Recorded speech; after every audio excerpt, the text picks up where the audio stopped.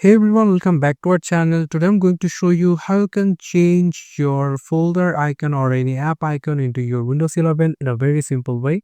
Just select the app, click on the right mouse button and then go for the properties, and from here you will get an option called change icons. If you click on that, and then there are lots of icon over here. So I will going to select this one over here, click OK, click apply and click OK. We can see the CapCut icon is changed into your Windows like this.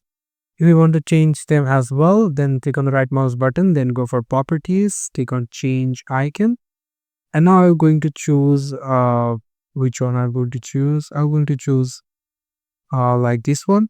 This okay, apply, okay, and you can see your CapCut icon is changed into your Windows 11. So this is how you can change app icons in Windows 11. Thank you so much for watching this video. I hope to see you in other videos. Till then, goodbye.